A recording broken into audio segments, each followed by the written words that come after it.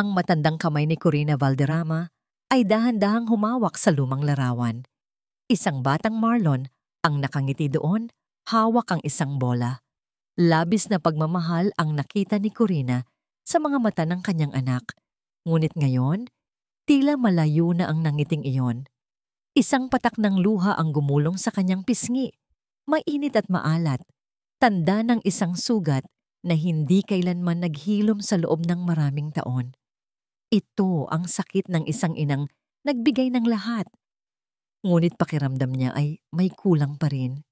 Ang kanyang buong buhay ay inilaan sa pagpapalaki kay Marlon, ang tanging bunga ng isang pag-ibig na nagtapos sa pait at pagtataksil. Naalala pa niya ang araw na suot niya ang puting bestida na regalo ni Marlon, isang puting bestida na tila sumisimbolo sa kanyang kabataan, sa mga pangarap na minsan ay binuo niya kasama ang kanyang dating asawa bago nagbago ang lahat. Ang bestida na yon ay sumisimbolo din sa kanyang pag-asa, na sa kabila ng lahat ay meron pa ring dalisay na pag-ibig. Ngunit ang pagtataksil ng kanyang asawa ay nag-iwan ng malalim na sugat, nagturo sa kanya ng mapait na aral. Ang pagtanggap at pagtitiis, ang tanging paraan upang mabuhay ng may dignidad, lalo na kapag may inosenteng anak na umaasa sa iyo. Kaya nang magbago ang kanyang asawa, tahimik siyang nagtiis, nagtanim ng ideya na baka may pagkukulang siya na kailangan niyang pagbayaran ang hindi niya naiwasan. Ngayon, may panibagong sugat ang nagbanta. Mula ng pakasalan ni Marlon si Brielle, isang babaeng may taglay na ganda, ngunit may lamig sa kanyang mga mata. Tila isang napakalaking pader ang unti-unting itinayo sa pagitan ni Corina at ng kanyang nag-iisang anak. Mare, hindi mo ba naririnig ang mga balita? Si Aling Marta, ang matalik niyang kapitbahay, habang nagkakape sila sa munting balkonahe ni Corina. Ang asawa ni Marlon, si Brielle, napakasuplada raw sa mga katulong. May narinig akong pinalayas niya ang isang matanda dahil lang sa nabasag ang tasa. Alam mo na, ang mga mayayaman ngayon may iba't ibang ugali. Nanatiling tahimik si Corina, ngunit ang kanyang puso ay kumalabog. Hindi siya nagtatanong, ngunit bawat salita ni Aling Marta ay tila matalim na karayom na tumutusok sa kanyang dibdib. May mga usap-usapan na rin bago ito, ngunit hindi niya pinapansin, sinasabing baka nagkakamali lang ang mga tao. Ngunit ang pag-uugali ni Brielle, batay sa mga kwento, ay malayo sa ideal na asawa para sa kanyang anak. Kinabukasan, tumawag si Marlon. Ang boses nito ay matamlay, puno ng pagod. Ma, kamusta na po? Pasensya na po. Busy talaga ako ngayon sa trabaho. May meeting kami bukas. Ayos lang ako, anak. Ang sagot ni Corina. Pilit na pinatatag ang boses. Nais niyang sabihin na namimiss na niya ito, na gusto niyang makita ito. Nais niyang tanungin kung ay ayos lang ba ito sa piling ni Brielle, kung masaya ba talaga ito. Ngunit pinigilan niya ang kanyang dila. Ang sakit ng pagtataksil sa kanyang nakaraang relasyon ay nagturo sa kanya ng takot sa pagharap sa mga problema, ng pagpili ng kapayapaan sa halip na salungatan. Gusto niyang maging perpekto ang buhay ni Marlon, at kung ang perpektong buhay na yon ay nangangahulugang manatiling tahimik siya, gagawin niya. Ma, sige po, tatawag na lang po ako ulit, sabi ni Marlon, at narinig ni Corina ang tunog ng pagtatapos ng tawag. Napayuko si Corina. Naramdaman niya ang unti-unting pag-init ng kanyang mga mata. Isang butil ng luha ang pumatak sa kanyang kamay at kasunod nito ay sunod-sunod pa. Ang kanyang anak, ang tanging pag-asa niya, ang tanging ilaw sa kanyang madilim na mundo, ay tila nalalayo. Hindi siya maaaring manatiling ganito. Bilang isang ina, pakiramdam niya ay meron siyang responsibilidad na malaman ang katotohanan. Ang kanyang pagkamahiyain at pagiging mapagpakumbaba ay nagturo sa kanya na magtiis, ngunit ang pagmamahal niya kay Marlon ay mas malakas. Hindi niya hahayaang masaktan ang kanyang anak nang hindi niya nalalaman kung bakit. Ang kanyang pagnanais na protektahan si Marlon ay mas malakas kaysa sa kanyang takot sa pagharap. May isang bagay na kailangan niyang gawin, isang bagay na tanging siya lang ang makakagawa. Isang ideya ang biglang pumasok sa kanyang isip na tila isang huling pananggalang para sa kanyang anak. Ito ay isang bagay na nakakapanakit ng damdamin, ngunit isang bagay na kailangan niyang gawin. Kinuha niya ang kanyang lumang cellphone at sinimulang i-dial ang numero ng isang employment agency na inirekomenda sa kanya ni Aling Marta. Hindi niya ginamit ang kanyang tunay na pangalan. "Ako po si Aling Nena," sabi niya. Pilit na pinataba ang boses. "Naghahanap po ako ng trabaho bilang kasambahay. Kahit saan po. Basta matulungin at masipag po ako." Ang desisyon ay mahirap, ngunit malinaw. Kailangan niyang makita ang lahat ng kanyang sarili. Masiguro ang kaligtasan ng kanyang anak. Matapos ang ilang araw, dumating ang tawag. Isang trabaho bilang kasambahay sa isang malaking bahay sa eksklusibong subdivision sa Alabang. Ito ang bahay ni Marlon at Brielle. Ang kanyang puso ay kumalabog sa takot at pag-asa. Isang maaliwalas na umaga, dala-dala ni Corina ang isang maliit na maleta na naglalaman lamang ng ilang damit. Sumakay siya sa jeep at pagkatapos ay sa taxi, ang bawat galaw ay may bigat ng kanyang desisyon. Habang papalapit ang taxi sa destinasyon, nakita niya ang malaking gate ng isang subdivision. Ang mga bahay ay malalaki at matatangkad, simbolo ng kayamanan at kapangyarihan. Ang taxi ay huminto sa tapat ng isang napakalaking mansyon. May mataas na bakod at magarbong gate na yari sa wrought iron. Sa itaas, nakasulat ang pangalan, Valderrama. Tinitigan ni Corina ang mansyon. Ang kanyang mga mata ay nanlumo. Ang kanyang anak ay nakatira sa loob ng mga pader na yon. Ang kanyang anak na minahal niya, higit sa kanyang sarili. Isang malalim na hininga ang kanyang pinakawalan. Pilit na pinatibay ang kanyang loob. Magagawa niya ito para kay Marlon. Ngunit sa kabila ng kanyang determinasyon, isang katanungan ang bumabagabag sa kanyang isip. Gaano karaming sakit pa ang kaya niyang tiisin sa loob ng mga pader na yon? Bumukas ang malaking gate at pumasok si Corina o Aling Nena. Sa loob ng bakuran ng mansyon, isang hardinero ang nagbukas ng gate at pumasok ang taxi. Mabilis na bumaba si Corina, inabot ang bayad at kinuha ang kanyang maliit na maleta. Ang hardin ay malawak at malinis, puno ng mamahaling halaman na hindi niya kilala ang pangalan. Tila isang palasyo ang mansyon, ngunit may kakaibang lamig sa hangin, hindi tulad ng mainit na simoy ng hangin sa kanyang tahanan sa Laguna. Pagpasok niya sa malaking pintuan, isang matangkad at magandang babae ang nakatayo sa sala. Suot nito ang isang silk robe at may hawak na tasa ng kape. Ang buhok nito ay maikli, kulay itim na may kulay kape, at ang kanyang mga mata ay matatalim. Tila laging may sinusuri. Si Brielle Manrique, ang asawa ng kanyang anak. "Kayo po ba si Aling Nena?" tanong ni Brielle. Walang anumang ngiti sa kanyang labi. Ang kanyang boses ay malamig at may awtoridad. "Opo, ma'am," sagot ni Corina, yumuko ng bahagya. Pilit na pinatatag ang kanyang boses at itinatago ang kanyang tunay na damdamin. Sa sandaling iyon, hindi siya si Corina, ina ni Marlon. Siya si Aling Nena, ang bagong kasambahay. "Sige, sumunod kayo sa akin," sabi ni Brielle, at nagsimula itong maglakad patungo sa isang lugar na tila kusina. Narito ang mga patakaran sa bahay na ito.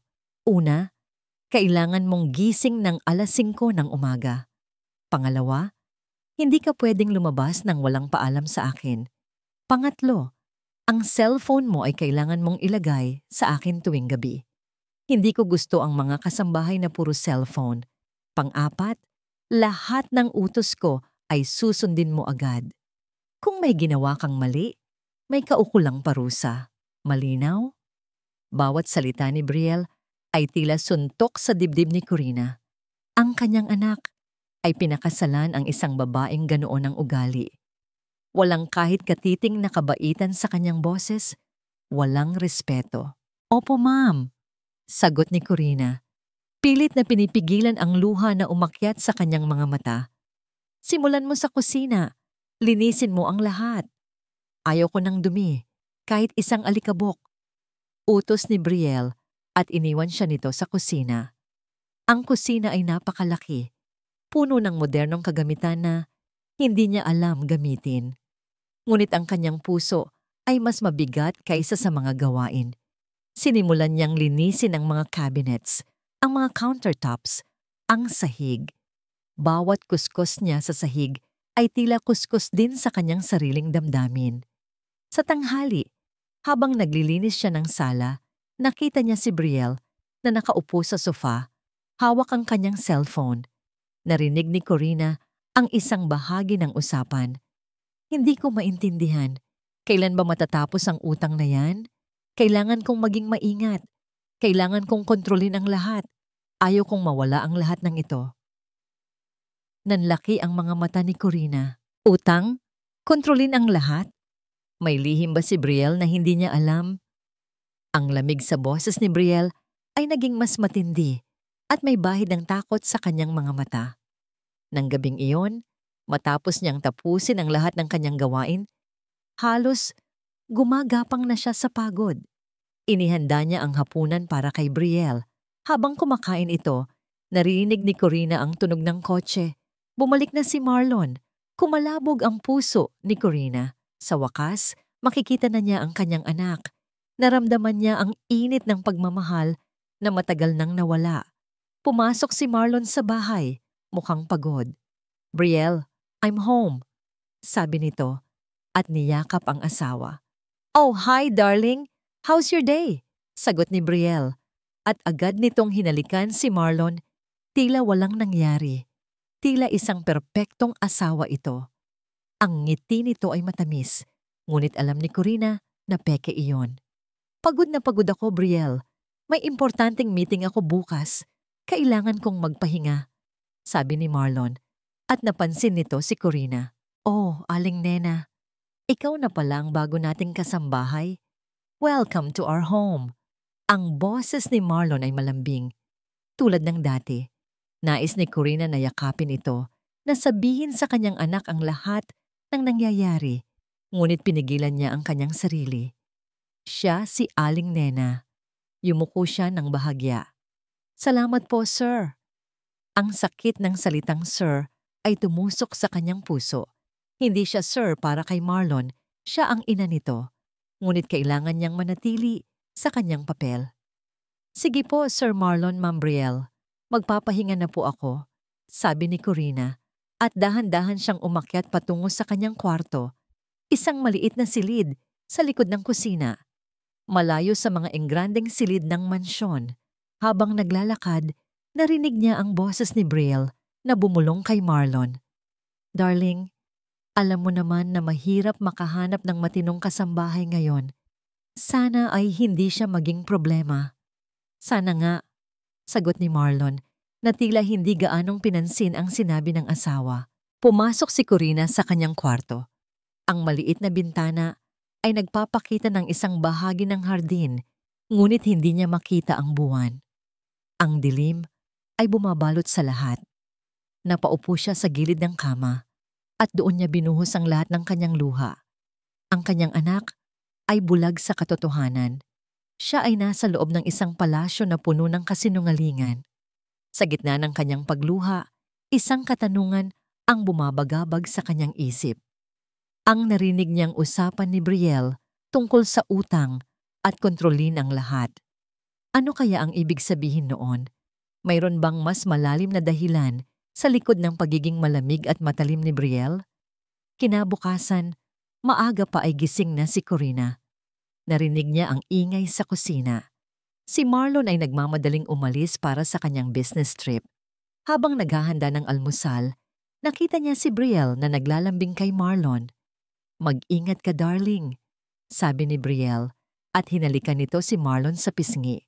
Ang kanyang boses ay malambing, puno ng pag-aalala. Isang bagay na hindi nakita ni Corina sa kanya.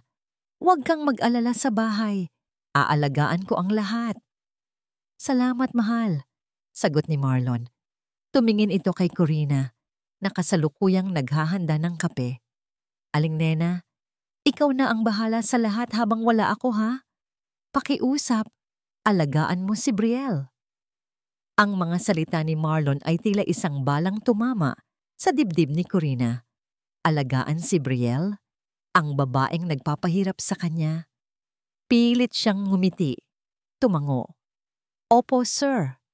Nang umalis si Marlon, nagbago ang mukha ni Brielle. Ang matamis ng ngiti ay napalitan ng isang malamig na ekspresyon. Hoy, aling nena, anong tinatayo-tayo mo dyan? Linisin mo ang buong hardin. Ayaw ko ng kahit isang tuyong dahon sa bakuran. At pagkatapos, labhan mo ang lahat ng damit namin. Gusto ko, puting-puti ang mga puti. Utos nito, ang boses ay matalim. Humigit kumulang na 5 oras na naglinis si Corina ng hardin sa ilalim ng matinding sikat ng araw. Ang kanyang likod ay kumikirot at ang kanyang mga kamay ay namamanhid. Ngunit hindi siya tumigil. Kailangan niyang tiisin. Para kay Marlon, pagkatapos ng hardin, sinimulan niya ang paglalaba. Isang malaking basket ng damit ang kailangan niyang labhan. Karamihan ay puti at kailangan ng masusing paglilinis. Habang naglalaba, nakita niya ang kanyang puting bestida, ang regalo ni Marlon at ang kanyang pinakaiingatang alaala. Ito ang bestida na suot niya tuwing linggo sa simbahan, ang simbolo ng kanyang pag-asa at pagmamahal. Nakatago ito sa pinakasulok ng kanyang maleta. Hindi niya kayang labhan dahil sa takot na masira. Habang isinasampay niya ang mga nilabhan, may dumating na delivery boy para maghatid ng mga grocery. Good afternoon po, ma'am, sabi ng delivery boy kay Brielle na lumabas para kunin ang mga items. Oh, nandito ka na pala, sagot ni Brielle. Ngunit ang kanyang mga mata ay nakatingin kay Corina.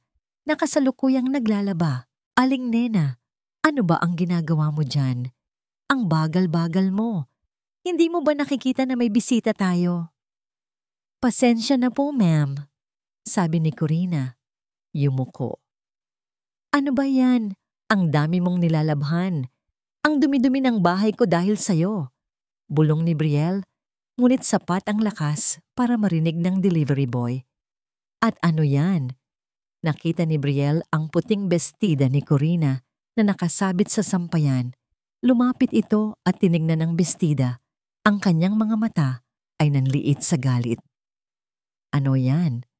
Ito ba ang dahilan kung bakit hindi mo tinatapos ang trabaho mo?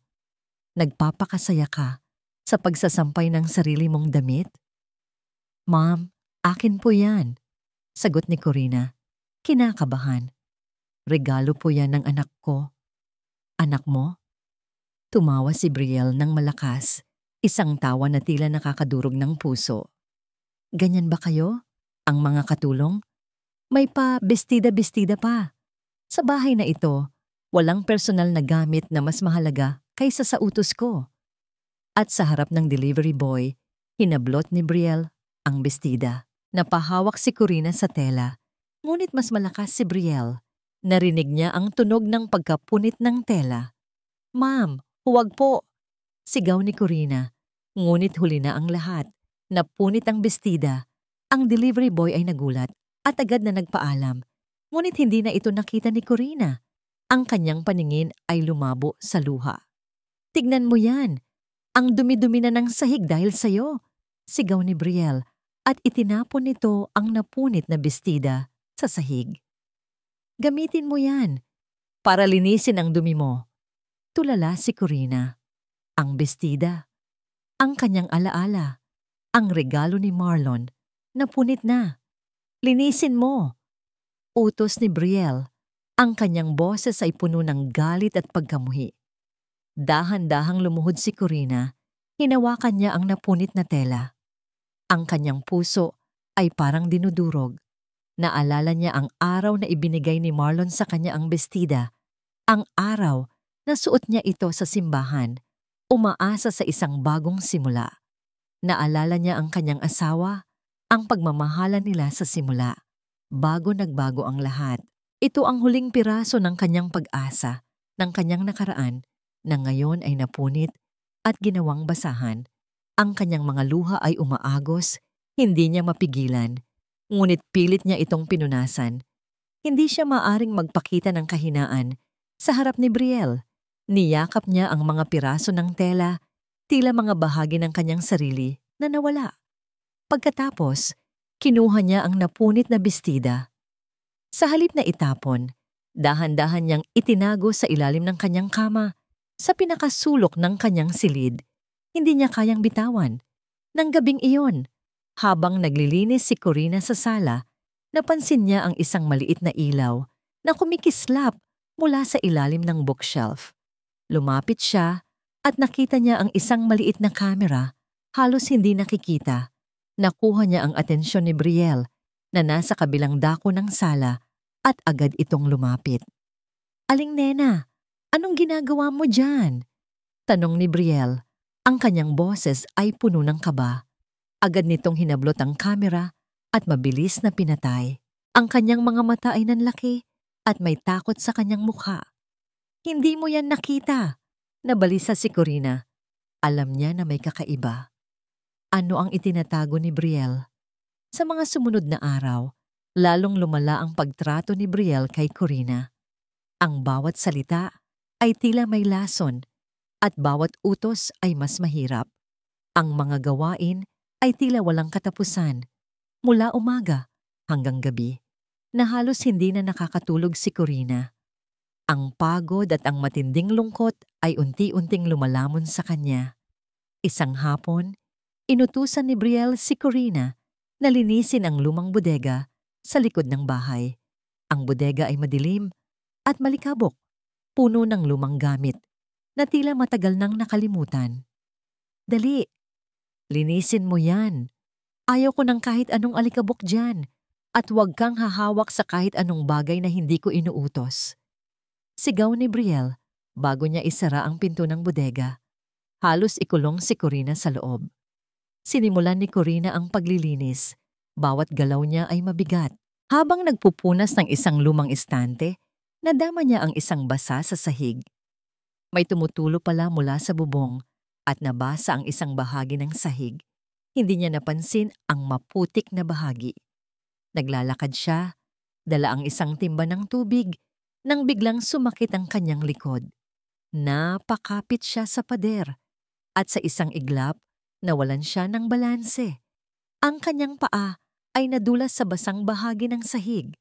Isang matalim na sakit ang naramdaman niya sa kanyang ulo nang bumagsak siya at ang kanyang ulo ay tumama sa matigas na semento. Nawalan siya ng ulirat. Ilang minuto o marahil ay oras ang lumipas. Nagising si Corina sa isang malabong liwanag. Ang kanyang ulo ay masakit na masakit at umiikot ang paligid. Pilit niyang dinilat ang kanyang mga mata. Nakita niya ang mukha ni Brielle. Ang mukha nito ay hindi nagpakita ng pag-aalala. Sa halip ay may kakaibang kinang sa kanyang mga mata. Tila may isang masamang ideya ang biglang pumasok sa kanyang isip. "Aling nena, gising ka na," tanong ni Brielle. Ngunit ang kanyang boses ay malamig. "Ano ba ang nangyari sa'yo? Ang lampa mo talaga." Pilit na bumangon si Corina, ngunit bumagsak siya muli. Ang kanyang ulo ay tila dinudurog. "Ma'am, masakit po ang ulo ko." "Sige, dadaling kita sa ospital," sabi ni Brielle. Ngunit hindi niya nakita ang pag-aalala sa kanyang mga mata. Sa halip may nakita si Corina na isang nanggisi sa mga labi nito. Isang ngisi ng tagumpay. Sa ospital, lahat ay malabo para kay Corina. Ang mga puting ilaw, ang amoy ng gamot, ang mga boses ng doktor at nurse. Lahat ay tila naghuhumindig sa kanyang ulo. Mayroon po siyang temporary memory loss, sabi ng doktor kay Brielle. Dahil sa impact ng kanyang ulo, kailangan niya ng pahinga at obserbasyon. "Temporary memory loss?" ulit ni Brielle. At sa pagkakataong ito, may ngiti na sa kanyang labi. Isang ngiti na tila demonyo. Salamat, Doc. Huwag po kayong mag-alala. Ako na po ang bahala sa kanya. Matanda na po kasi talaga si Aling Nena at minsan po ay nakakalimot na rin. Narinig ni Corina ang mga salita ni Brielle, ngunit tila naghihiwalay ang mga ito sa kanyang utak. Memory loss? Nakakalimot? Nang makauwi sila sa mansyon, iba na ang pakiramdam ni Corina. Ang kanyang isip ay tila isang sirang puzzle na ang mga piraso ay hindi na magkakasya. Nakalimutan niya ang ilang pangalan, ang ilang lugar, ngunit ang sakit ng kanyang puso ay nanatili. Aling Nena, tandaan mo, ako ang bahala sa iyo ngayon, sabi ni Brielle, at ang kanyang boses ay tila honey, ngunit may nakatagong lason. Hindi mo na kailangang mag-alala sa kahit ano. Ikaw na ngayon ang aking personal na katulong. Pero tandaan mo, ako lang ang dapat mong pakinggan at huwag kang magsasalita ng kung ano-ano sa ibang tao. Kung may magtanong, sabihin mong naguguluhan ka lang na kung ano-ano lang ang naiisip mo. Nakinig si Corina, ngunit ang kanyang isip ay parang ulap. Hindi niya maintindihan ang lahat. Ang kanyang mga mata ay nanlalabo. Sa mga sumunod na araw, nagsimula ang laro ni Brielle.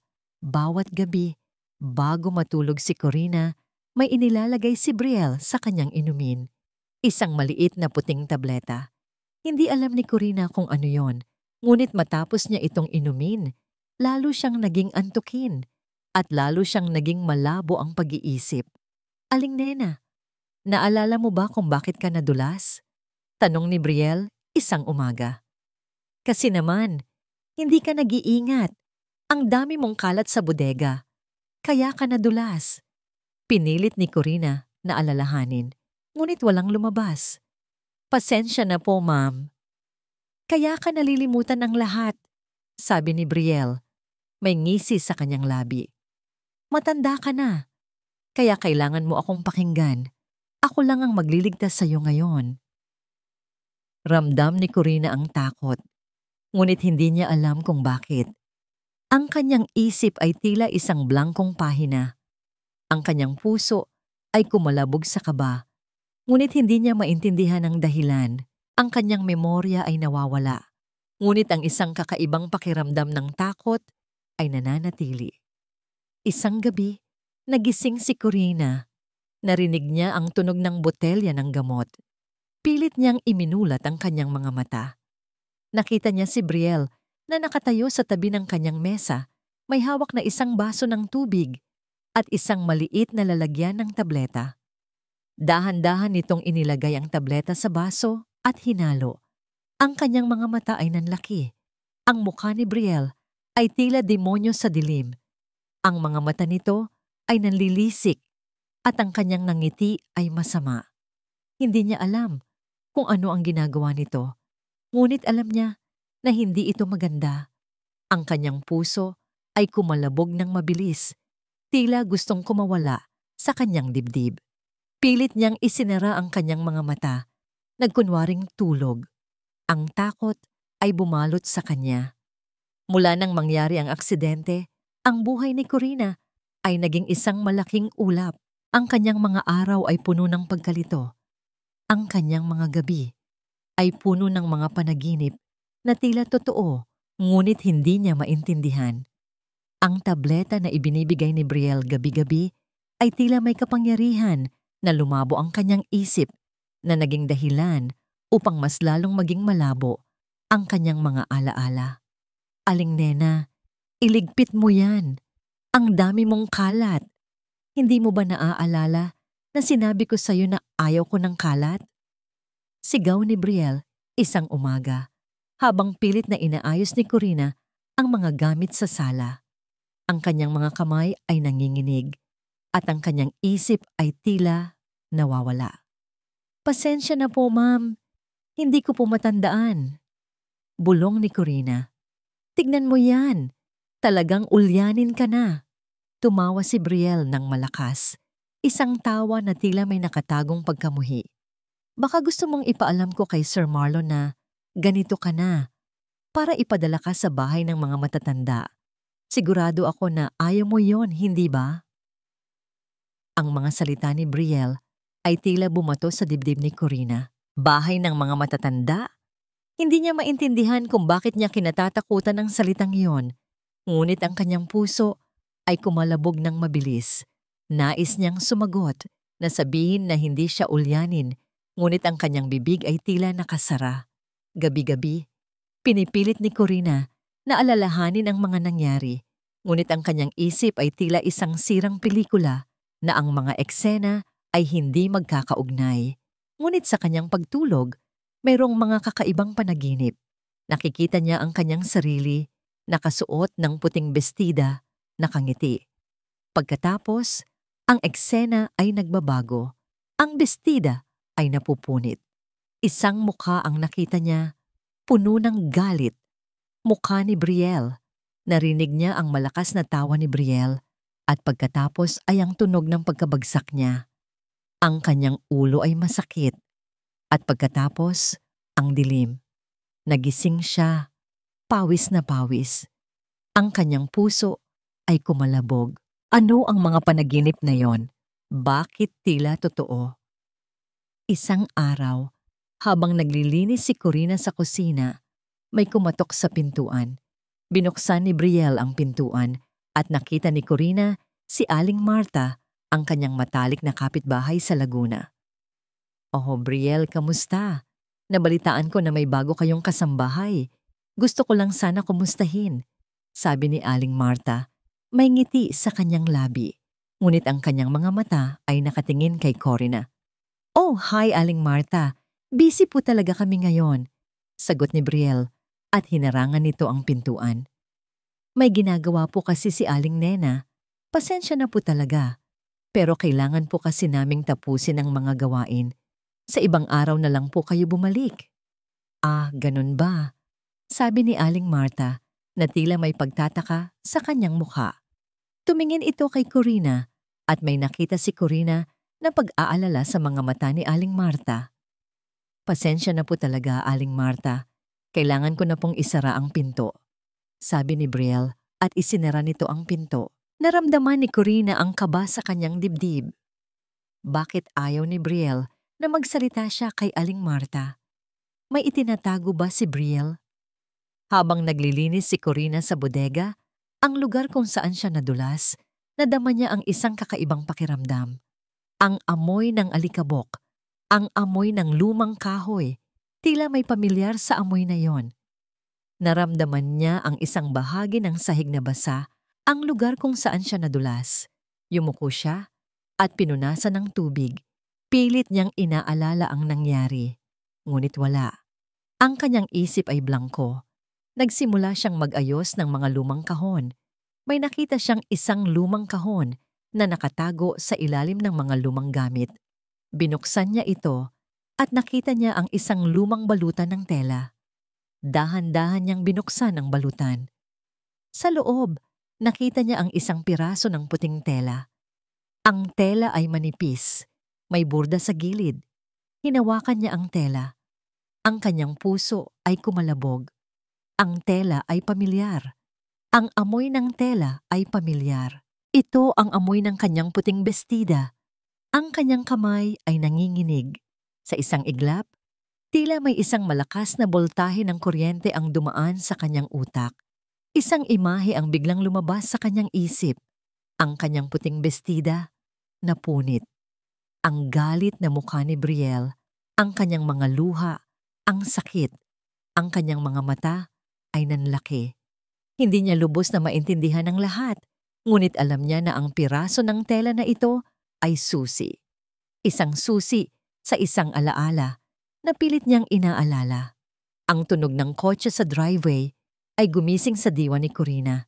Ito ang tunog na matagal na niyang inaasahan. Ang tunog na nangangahulugang pagbabalik ng kanyang anak. Subalit sa loob niya ay hindi lamang pag-asa, kundi pati na rin ang matinding kaba. Paano niya haharapin si Marlon sa kalagayan niya ngayon? Bumukas ang pinto at pumasok si Marlon. Mukhang pagod ngunit may ngangiti sa labi.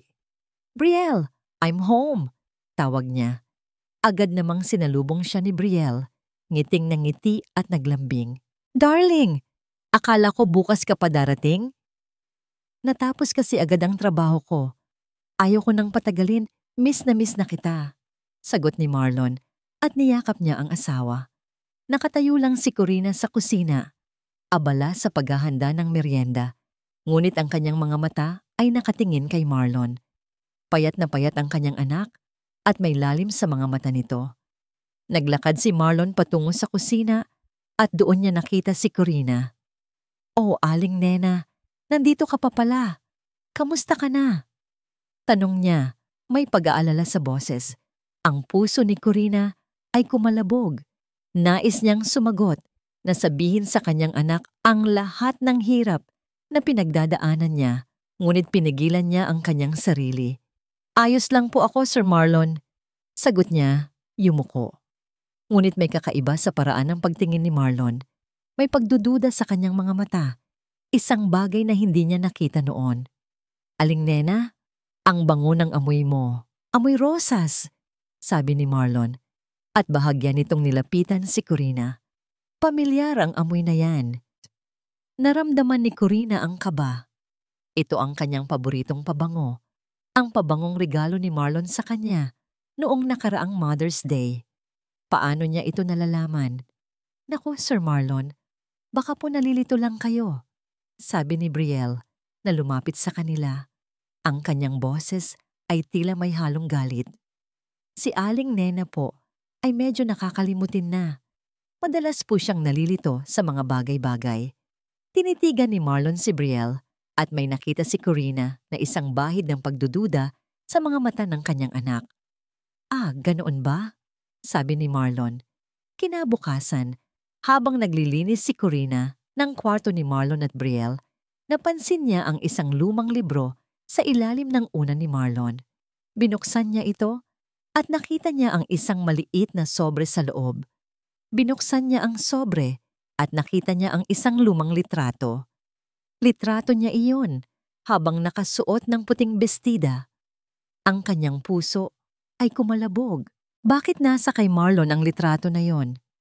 Habang naglilinis si Corina, nakita niya si Marlon na pumasok sa kwarto.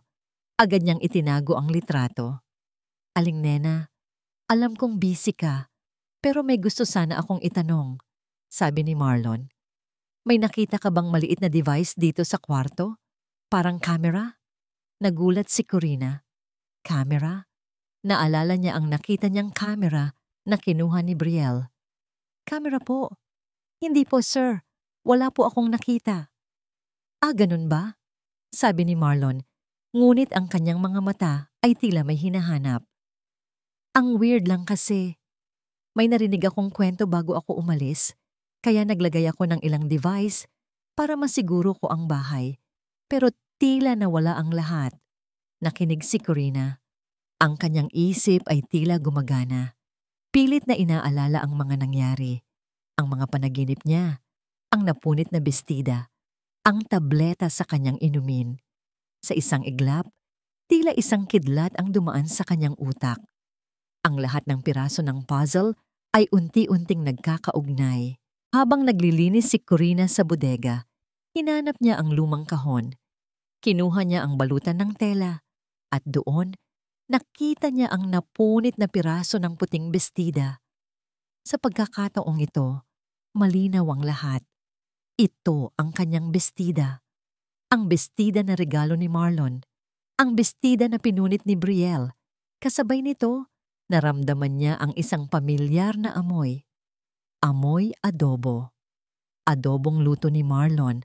Bumaba siya sa kusina at nakita niya si Marlon na nagluluto. Ang kanyang puso ay kumalabog. Ito ang amoy ng kanyang bahay. Ang amoy ng kanyang anak. Sa isang pagkakataon, habang abala si Marlon sa pagluluto, nahulog mula sa bulsa ni Corina ang piraso ng bestida. Gumulong ito patungo sa paanan ni Marlon. Dinampot niya ito. Aling Nena, ano yan?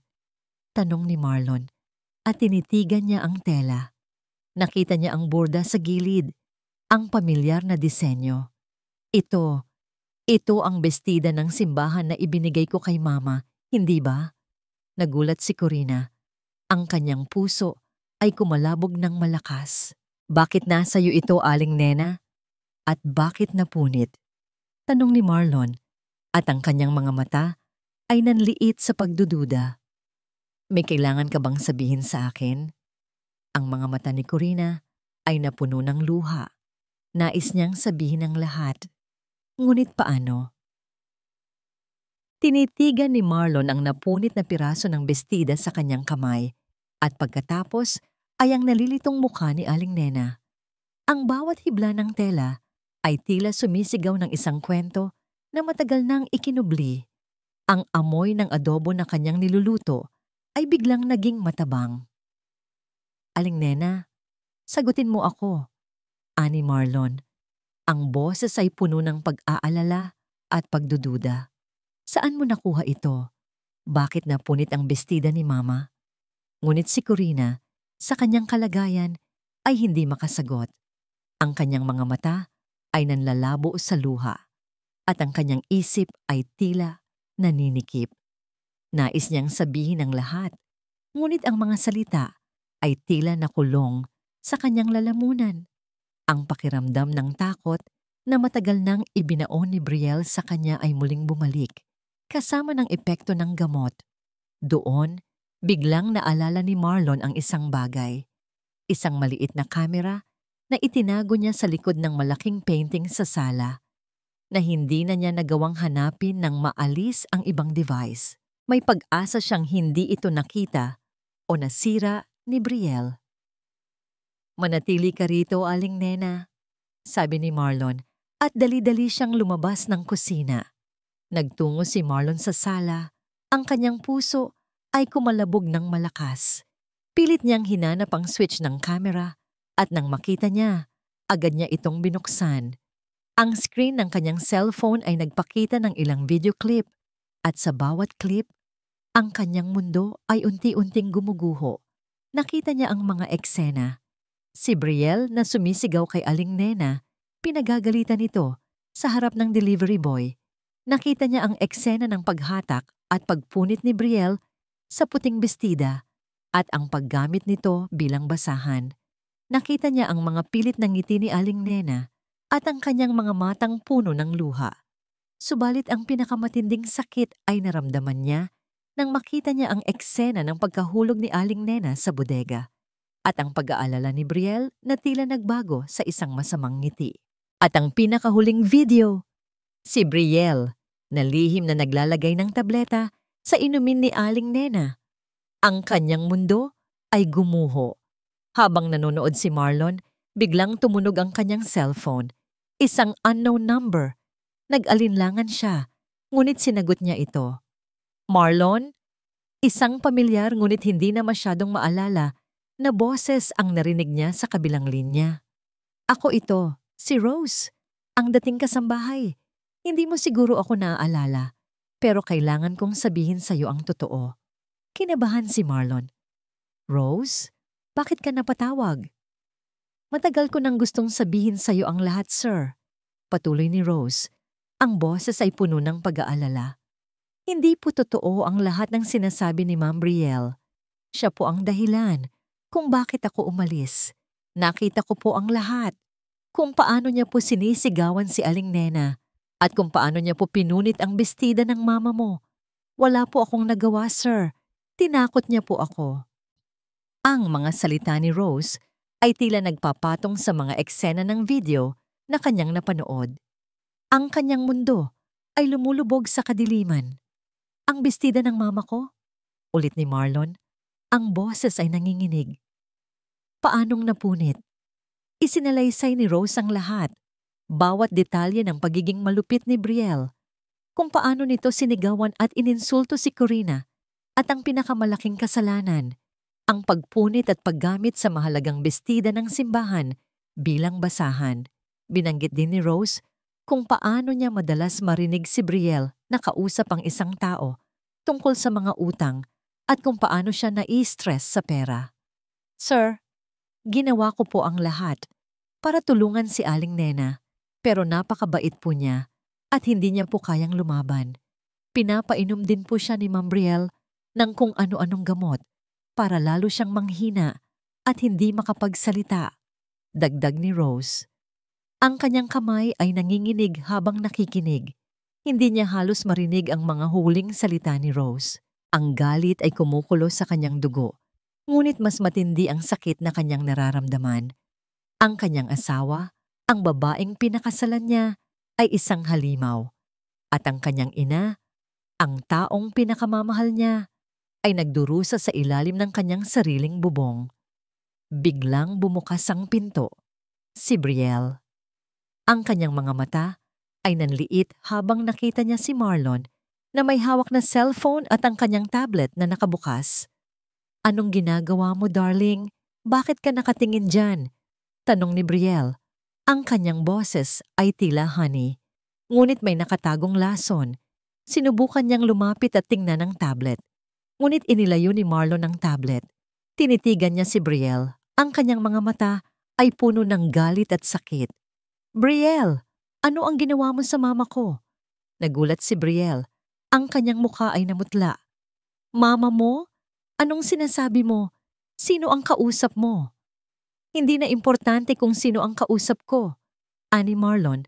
Ang boses ay malamig at puno ng pagkamuhi. "Ang mahalaga ay ang nakita ko." Ipinakita niya kay Brielle ang video. Ang video ng pagpunit nito sa bestida. Ang video ng paglalagay nito ng tableta sa inumin ni Corina. "Nabalitaan ko ang mga ginawa mo, Brielle. Ngayon, nakita ko na ang lahat. Paano mo nagawa ito sa kanya? Sa ina ko?" Nagpaling-paling si Brielle. Hindi totoo yan. Gawa-gawa lang yan. "Sir Marlon, niloloko ka nila.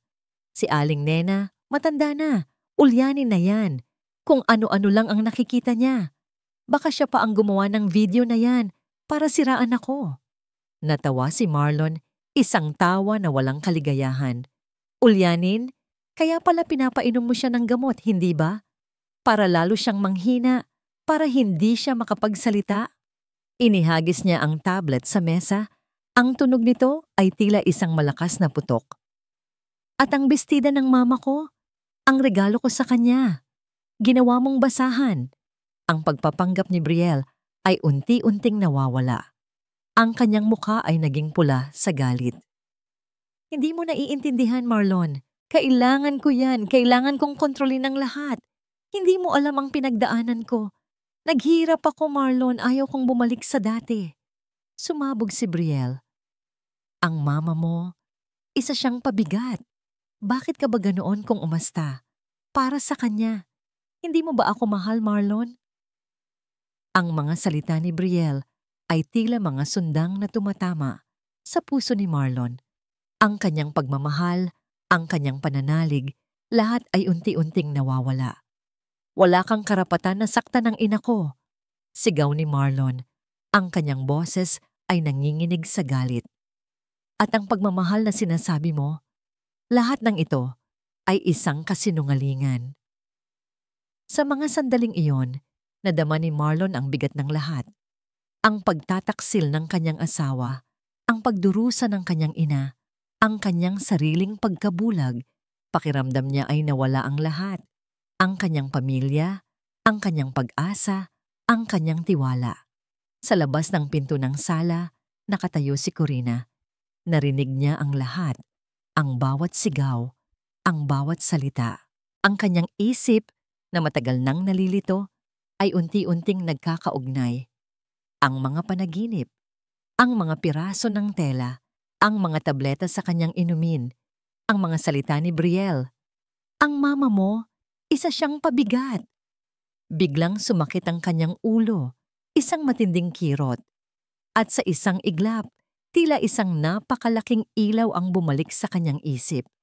Nagahalo ang galit at matinding sakit sa mukha ni Marlon habang nakatingin kay Brielle. Ang kanyang mga mata ay nanlilisik, tila hindi makapaniwala sa nakikita at narinig niya. "Kaya pala," bulong niya, ang boses ay basa ng hinanakit. "Kaya pala ganoon ang pagtrato mo kay Aling Nena. Dahil sa utang mo, Dahil sa takot mo sa kahirapan? Pero bakit kailangan mong ipasa ang sakit mo sa ina ko? Hindi mo naiintindihan, Marlon. Sigaw ni Brielle. Ang kanyang mukha ay namumula na sa galit at takot. Ang kanyang pagpapanggap ay tuluyan ng gumuho. Inilalantad ang isang babaeng desperado at puno ng poot. Ang mama mo? Siya ang nagpapaalala sa akin ng lahat ng ayaw kong balikan. Ang amoy ng probinsya, ang pagiging simple niya. Lahat yan ay sumisimbolo sa kung ano ang iniiwasan ko. Ang mga salita niya ay tila patalim, na bawat isa ay tumatama sa puso ni Marlon. At ang bestida na yan, wala yan. Isang lumang basahan lang. Hindi ko kailangan ng mga alaala mo sa bahay na ito. Narinig ni Corina ang bawat salita, bawat patalim. Ang kanyang ulo ay tila sasabog, ngunit sa bawat sakit ay may kasamang linaw. Ang mga piraso ng kanyang alaala ay biglang nagkabit-kabit, tila isang sirang puzzle na unti-unting nabubuo. Ang pagkahulog niya sa bodega, ang tableta, sa kanyang inumin, ang matatalim na salita ni Brielle, ang napunit na bestida, lahat ng ito ay bumalik sa kanya, malinaw na malinaw. Ang bestida! Ang bestida ko! Bulong ni Corina. Ang kanyang boses ay nanginginig. Dahan-dahan siyang pumasok sa sala. Ang kanyang mga mata ay nakatingin kay Brielle. Ang kanyang mukha ay puno ng matinding sakit, hindi lamang sa katawan, kundi pati na rin sa puso. Nagulat si Brielle nang makita si Corina.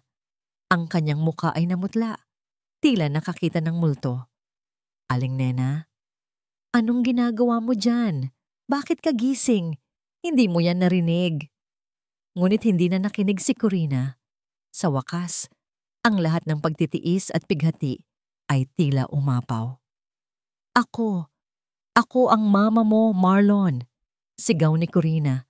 Ang kanyang boses ay puno ng pighati at galit.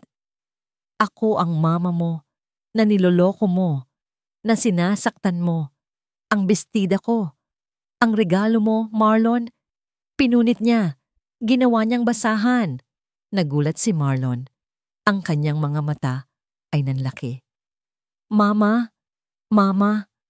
Opo, Sir Marlon. Siya po talaga ang nanay mo. Sigaw ni Rose na biglang dumating sa pintuan ng sala. Ako po ang nagpasabi kay Sir Marlon sa inyo. Hindi ko po matiis ang mga nakita ko. Lalong namutla ang mukha ni Brielle. Ang kanyang hininga ay bumilis. Hindi. Sinungaling. Nagpapanggap lang yan, may sakit siya. Hindi niya alam ang sinasabi niya. Hindi ako may sakit, Brielle. Ikaw ang may sakit. Sigaw ni Corina. Ang kanyang boses ay may kapangyarihan na matagal nang nawala. Ang lahat ng emosyon ay sumabog. Ikaw ang may sakit ng pagiging gahaman, ng pagiging malupit. Pinainom mo ako ng gamot para hindi ako makapag-isip. Pinagtawanan mo ako. Pinahirapan mo ako. Ang mga salita ni Corina ay tila mga saksak sa dibdib ni Marlon. Ang kanyang ina. Ang kanyang ina, ang pinahirapan ni Brielle. Ang kanyang ina, ang sinaktan. Ang kanyang ina, ang tinuring na basura. Napatingin si Marlon sa piraso ng bestida sa kanyang kamay. Ang puting tela na ngayon ay may bahid ng dumi at napunit, ay tila sumisigaw ng kanyang sariling pagkabulag. Ang kanyang mga mata ay napuno ng luha. Mama! Bulong ni Marlon at dahan-dahan siyang lumuhod sa harap ni Corina. Mama, patawarin niyo po ako. Patawarin niyo po ako sa pagkabulag ko. Patawarin niyo po ako sa hindi ko pagprotekta sa inyo. Patawarin niyo po ako. Ang mga luha ni Marlon ay umaagos basa sa kamay ni Corina. Niyakap niya ang kanyang ina, mahigpit na mahigpit. Ang lahat ng sakit, ang lahat ng pighati ay tila lumabas sa kanya. Si Corina, sa kanyang pagkabigla at matinding sakit, ay dahan-dahang niyakap din ang kanyang anak. Ang init ng katawan ni Marlon, ang amoy nito, lahat ng ito ay pamilyar. Ang kanyang mga luha ay umaagos, luha ng sakit at luha ng paglaya. Mahal na mahal kita, anak ko, bulong ni Corina. Ang boses ay basa ng luha. Mahal na mahal kita. Si Brielle, na nakakita sa lahat, ay tila isang sira-sirang manika. Ang kanyang plano, ang kanyang mga kasinungalingan, lahat ay nabunyag. Ang kanyang mundo ay gumuho sa isang iglap. Hindi, hindi ito matatapos dito. Sigaw niya, ang kanyang boses ay puno ng galit at pagbabanta. Tumakbo si Brielle palabas ng bahay. Ang kanyang mga hakbang ay mabilis at desperado. Ang kanyang galit ay tila isang apoy na sumusunog sa lahat. Naiwan si Marlon at Corina sa gitna ng sala, magkayakap. Ang paglaya ng katotohanan ay masakit, ngunit ito rin ang simula ng paghilom. Ang tunog ng pagalis ng kotse ni Brielle ay tila hudyat ng katapusan ng isang masamang panaginip. Ngunit para kina Marlon at Corina, ito ay simula pa lamang ng isang mahaba at masakit na proseso ng paghilom. Si Marlon, na nakaluhod pa rin, ay mahigpit na nakayakap sa kanyang ina. Ang kanyang mga luha ay patuloy na umaagos. "Mama!" bulong niya. Ang kanyang boses ay nanginginig. "Patawarin niyo po ako. Napakabulag ko po. Napakawalang silbi kong anak." Hinaplos ni Corina ang buhok ng kanyang anak. Ang kanyang sariling mga luha ay hindi rin tumitigil. "Anak ko, hindi mo kasalanan. Ako ang may kasalanan. Dapat ay nagsalita ako. Dapat ay ipinagtanggol ko ang sarili ko." Ngunit alam ni Marlon na hindi iyon totoo. Ang kanyang ina, na labis na mapagpakumbaba at mapagtiis, ay nagtiis para sa kanya, para sa pamilya na inakala niyang buo at masaya. Ang kanyang ina, na may malalim na sugat mula sa nakaraan, ay lalong sinaktan sa ilalim ng kanyang sariling bubong. "Hindi, Mama," sabi ni Marlon, humiwalay ng bahagya para makita ang mukha ng kanyang ina. Ang mga mata ni Corina ay maga, ngunit may nakita si Marlon na isang kislap ng pag-asa. "Ako ang anak ninyo. Dapat ay protektahan ko kayo. Hindi ko nakita ang lahat. Hindi ko napansin ang pagdurusa ninyo." Sa mga sumunod na araw, ang mansyon ay naging tahimik. Isang kakaibang katahimikan na nagdadala ng kapayapaan, ngunit may bahid pa rin ng kalungkutan. Si Brielle ay tuluyang umalis, at nalaman ni Marlon na hindi lang basta umalis ang asawa. Ang mga lihim ni Brielle tungkol sa kanyang mga utang at ang kanyang mga kasamaan ay unti-unting nabunyag. Nabalitaan niya mula sa mga koneksyon sa trabaho na nahaharap si Brielle sa iba't ibang kaso, at ang kanyang mga dating kaibigan ay tila iniwan na rin siya. Ang dating marangyang buhay ni Brielle ay tuluyang gumuho, ngunit ang focus ni Marlon ay nasa kanyang ina. Sa bawat araw, pilit siyang bumabawi sa lahat ng pagkukulang niya. Siya ang nagluluto para kay Corina, naghahanda ng mga paborito nitong pagkain, tulad ng adobo na paborito ni Corina. Hinahayaan niya itong magpahinga at sinisikap niyang makasama ito sa lahat ng pagkakataon. Isang hapon, habang nagkakape sila sa hardin, nagsimulang magkwento si Corina. "Anak, naalala ko pa ang tatay mo." Nagsimula siya. Ang kanyang boses ay mahina. Isinalaysay niya kay Marlon ang lahat, ang kanilang pagmamahalan, ang kanilang mga pangarap, at ang matinding sakit na naramdaman niya nang magtaksilang kanyang ama. Kaya ako naging tahimik, kaya ako nagtiis. Ayaw kong bumalik sa sakit na yon. Ayaw kong masaktan ka. Akala ko, kapag nagtiis ako, magiging maayos ang lahat." Nakinig si Marlon sa kanyang ina. Ang kanyang mga mata ay puno ng pag-unawa. Naramdaman niya ang sakit ng kanyang ina. Naintindihan niya kung bakit naging ganoon ang kanyang ina. "Mama, hindi niyo po kasalanan yon. Ang pagmamahal niyo po sa akin ay hindi kailanman magiging mali." Kinabukasan na naposan, dinala ni Marlon si Corina pabalik sa Laguna. Sinalubong sila ni Aling Marta at ng ibang kapitbahay. Ang mga ngiti at yakap nila ay tila nagdala ng init sa puso ni Corina. Sa harap ng lahat, yumuko si Marlon. "Gusto ko pong humingi ng tawad sa inyong lahat, lalo na po sa mama ko," sabi ni Marlon. Ang kanyang boses ay puno ng pagsisisi. "Patawarin niyo po ako. sa pagkukulang ko bilang anak. Hindi ko po nakita ang pagdurusa niya. Hindi ko po siya naprotektahan. Ngunit ngayon po, sisiguraduhin ko na hindi na siya masasaktan. Aalagaan ko po siya ng buong puso. Niyakap ni Aling Marta si Corina. Napakabuting anak mo, Corina. Huwag kang mag-alala. Nandito kami para sa'yo. Sa mga sumunod na linggo, naging masaya si Corina sa Laguna. Ang kanyang lumang bahay ay muling napuno ng buhay. Gumawa siya ng kanyang hardin, nakikipagkwentuhan sa mga kapitbahay at nagluluto ng kanyang mga paboritong pagkain. Ngunit sa kanyang puso, mayroon pa ring isang butil ng kalungkutan. Ang sugat na ginawa ni Brielle ay hindi pa ganap na naghihilom. Ang kanyang alaala ay malinaw na, ngunit ang sakit ng pagtataksil at pagpapahirap ay nanatili. Isang gabi, habang nagdarasal si Corina, lumapit si Marlon. "Mama, may kailangan po ba kayo?" Tumingin si Corina sa kanyang anak. Ang kanyang mga mata ay puno ng pagmamahal. "Wala na, anak. Mayroon na ako ng lahat ng kailangan ko." Ngunit sa kanyang isip, isang tanong ang bumabagabag. "Anak, sa tingin mo ba, mapapatawad ko pa ang sarili ko sa lahat ng nangyari?" Ang simoy ng hangin sa Laguna ay naiiba sa hangin sa syudad. Ito ay sariwa, puno ng amoy ng lupa, ng mga bulaklak, at ng pag-asa. Para kay Corina, ang bawat hininga sa Laguna ay tila naghuhugas ng lahat ng sakit at dumi na bumalot sa kanya sa mansyon ni Marlon. Nahanap niya muli ang kanyang sarili sa kanyang munting hardin. Dahan-dahan niyang inaalagaan ang kanyang mga halaman. Bawat dahon ay tila nagsasabi ng isang kwento ng paglago at pagbabago. Ang kanyang mga kamay, na minsan ay namanhid sa pagod, ay ngayon ay puno ng enerhiya at pag-asa. Si Aling Marta at ang iba pang kapitbahay ay madalas dumadalaw, nagdadala ng kwentuhan at tawanan na nagpapagaan ng kanyang loob. Ang komunidad sa Laguna ay naging kanyang pamilya, ang kanyang sandigan. Madalas na bumibisita si Marlon.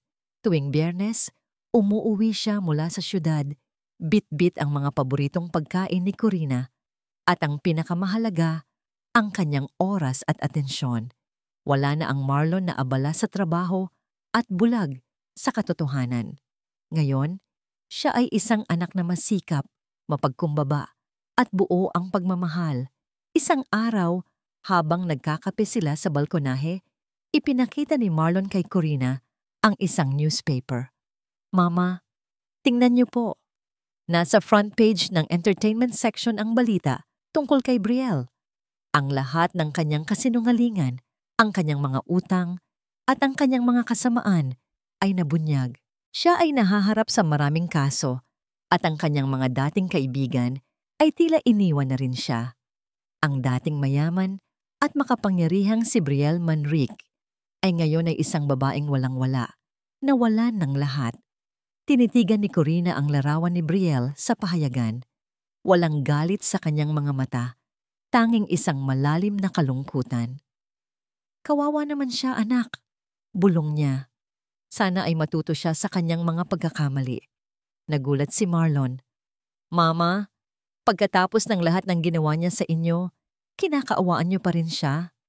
Ngumiti si Corina, isang ngiti na puno ng karunungan at pag-unawa.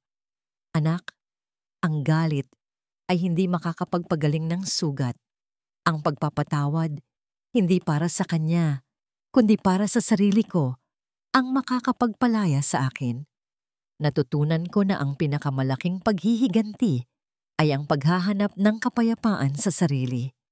Sa mga sandaling iyon, naunawaan ni Marlon ang lalim ng pagmamahal ng kanyang ina. Hindi ito lamang ang pagmamahal na nagtitiis, kundi pati na rin ang pagmamahal na nagpapatawad at nagbibigay ng kalayaan. Sa paglipas ng panahon, lalo pang lumalim ang relasyon ni Corina at Marlon. Naglakbay sila, nagkwentuhan, at binuo muli ang kanilang mga alaala. Ang mansyon sa syudad ay ipinagbili ni Marlon at bumili siya ng mas maliit na bahay sa Laguna, malapit sa kanyang ina. Araw-araw, magkasama sila, nagbabahagi ng bawat sandali ng buhay.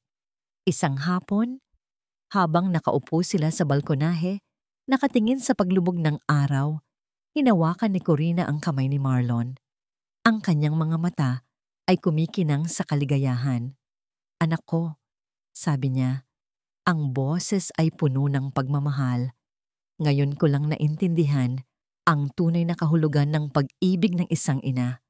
Hindi lang ito sa pagtitiis at pagpapakasakit ng tahimik, kundi pati na rin sa lakas na harapin ang katotohanan upang protektahan ka at upang hayaan kang lumago."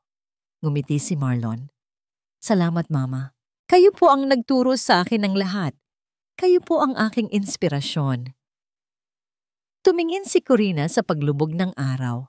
Ang langit ay puno ng iba't ibang kulay, mula pula hanggang orange, mula dilaw hanggang violet. Ito ay tila isang obra maestra, isang simbolo ng kanyang buhay. Ang mga madidilim na bahagi ay nawawala, at ang mga kulay ng pag-asa at kaligayahan ay nagsisimulang lumitaw. Alam niya na ang kanyang paglalakbay ay puno ng sakit at pagsubok. Ngunit sa huli, ang pag-ibig ng isang ina, ang kanyang lakas, at ang katotohanan ay nanalo. Nahanap niya ang kapayapaan, nahanap niya ang kaligayahan, at sa puso niya, alam niyang ang pagmamahal niya kay Marlon ay walang hanggan. Isang pag-ibig na nagpapakita na sa bawat pagsubok, mayroong pag-asa, at sa bawat paghilom, mayroong bagong simula. Ang kanyang kwento ay hindi lamang tungkol sa sakit, kundi sa tagumpay ng pag-ibig, ng kapatawaran, at ng katotohanan. At dito nagtatapos ang kwento ni na Corina at Marlon, isang paglalakbay ng pagmamahal, pagtitiis, at paghilom. Sa bawat salita, sa bawat pahina na inyong sinubaybayan, buong puso akong nagpapasalamat sa inyong pagbibigay oras. Ang kwentong ito ay hindi lamang likha ng imahinasyon, kundi isang paghahayag ng damdaming nananalaytay sa bawat isa sa atin. Habang isinusulat ko ang bawat kabanata, naramdaman ko ang bawat luha ni Corina, ang kirot ng pagkabulag ni Marlon, at ang mapait na bunga ng pagiging gahaman. Ito ay isang paglalakbay na puno ng sakit, ngunit masigit sa lahat, puno ng pag-asa. Nais kong ipaalala sa inyo, mga minamahal kong tagapakinig, na ang pag-ibig ng isang ina ay walang hanggan at walang kapares. Ito ay isang pag-ibig na kayang magtiis, magpatawad, at lumaban para sa kapakanan ng kanyang mga anak. Ang kwentong ito ay paalala rin na ang katotohanan, gaano man ito kasakit, ay palaging mananaig at magdadala ng tunay na kalayaan at kapayapaan. Magtiwala tayo sa kakayahan nating bumangon mula sa sakit, magpatawad, at yakapin ang bagong simula na hatid ng bawat bukang liwayway. Sana ay naramdaman ninyo ang puso ng kwentong ito, ang diwa ng pagmamahal, at ang kahalagahan ng pamilya.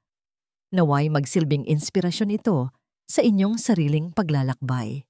Gusto kong marinig ang inyong mga saloobin at damdamin tungkol sa kwento ni na Corina at Marlon. Maraming salamat po sa muli ninyong pagtangkilik, at hanggang sa muli nating pagkikita sa panibagong kwento ng pag-ibig at buhay.